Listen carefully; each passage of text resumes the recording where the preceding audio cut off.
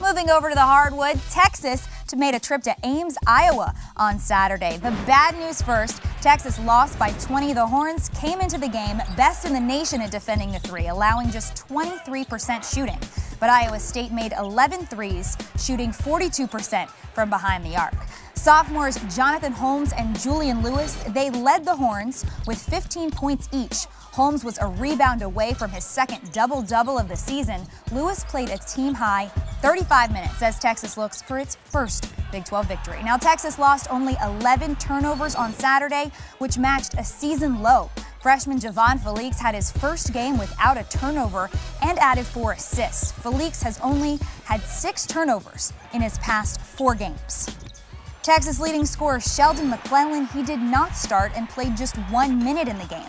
McClellan has been bothered by ankle injuries, but Texas said McClellan's limited PT was a coach's decision, not injury related, and Coach Barnes says no one should count on automatic minutes. Well, thank you very much, Coach. Certainly a difficult place to play, but your defense not able to contain that high-scoring three-point offense. What bothers you the most, I guess, about the way the game went?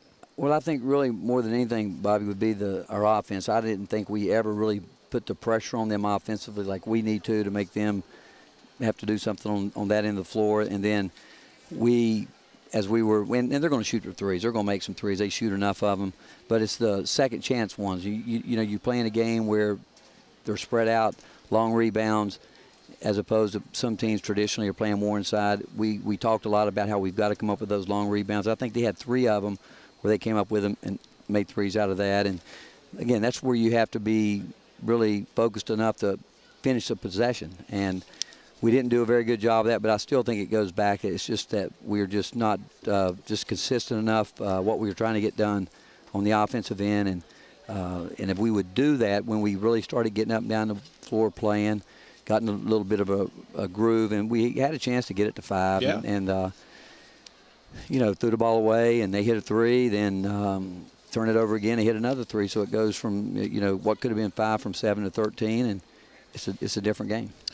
You got a situation where you easily could have won your first 2 games in the conference. So you could have been 2-1 at worst now. Now you're looking at 0-3. What was your message to the team in the locker room? Well, I think it's still effort defensively. I just think guys that we're expecting to move, we're so slow, and we've worked on it so much trying to get guys to get into our offense quicker, and guys are standing around looking around like, what are we doing here? And that's concentration. But as you know, that's the mental part is just as important as the physical part, and we're not getting to that where we need to, and so we've got to get back to, or we got to get to it, because in the games that we've played really well, we've been a very aggressive team. Yeah. And we can't. Carolina game. Yeah, we can't consistently get that. I mean, we're better when we're running, getting down the floor, but it takes a commitment by all 5 guys. But it also starts, and we know that people are going to try to deny our point guard the ball some, and we have something for that.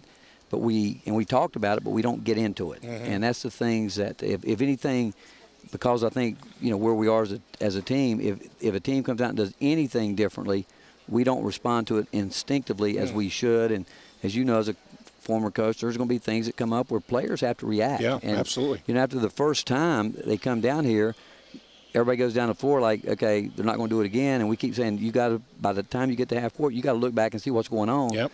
But that's the things when we talk about playing with a purpose that I don't think we're getting. Let me ask a couple other things. One, only because you mentioned this, I wouldn't bring it up myself, but you talked about toughness. And fans hear somebody say that and they think maybe he's talking about, punching some guy. We're not talking about that. You're talking about being able to, I heard your quote, it's being able to do do things the right way all the time, consistently, the right way all the time. How much of that is teachable? I mean, toughness. Again, as you know, as a coach, you think you can teach everything. Is what you think. But the thing that you can't do is, and I'm not sure if you really can teach. If you got to keep talking about effort, that's a hard thing to keep talking about. You got to keep trying to coach effort because at this level, if you're really at this level, you got to want to understand this is my job for this team. This is what my team's counting on. I've got to do this every single time.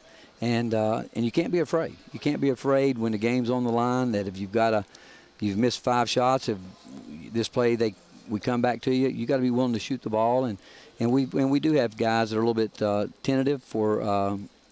Again, we want to be aggressive, but toughness, discipline, whatever word you want to use. It's about, again, I just don't think guys can flip the switch come game time. And so if you don't have great practice habits every single day, DeMarcus Holland today, what you saw from him, he does every day in practice, his effort. And I look back and somebody say, what would you do different? The fact is I should have had him, given him more opportunity up to this point, because he certainly earned it. And I think one of the toughest things as a coach is when you're talking about the things that are important to your team, hard work, consistency, guys doing everything they can to help you win.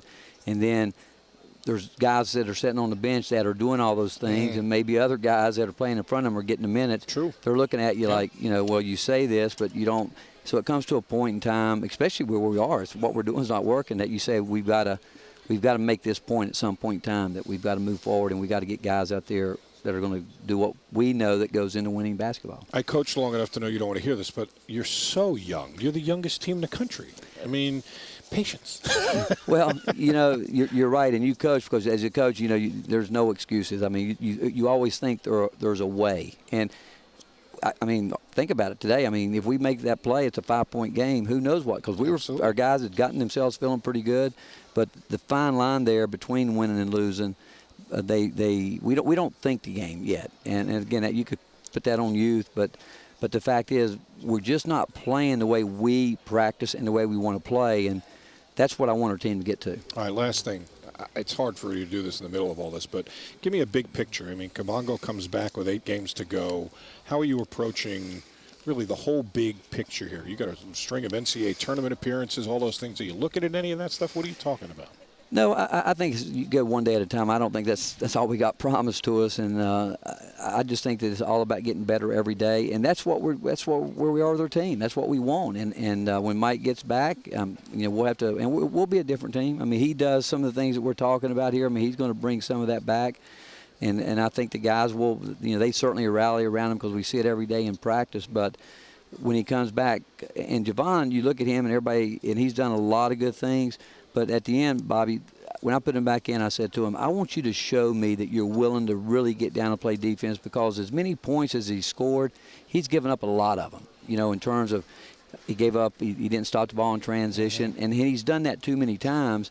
And I'm not picking on Javon because, believe me, he didn't think he'd be in a situation that he'd played this many minutes. But the fact is, as a coach, we know where guys are, and we know where we want guys to be. Sure. And it's our job to get them there. And some of that, and the hardest part is to get them out of their comfort zone. And that's what he's got to do, because I think he could be a great defender, as strong as he is, low to the ground. But he's never done it. And he would tell you that. I mean, his whole deal has been to score the ball, and he can score.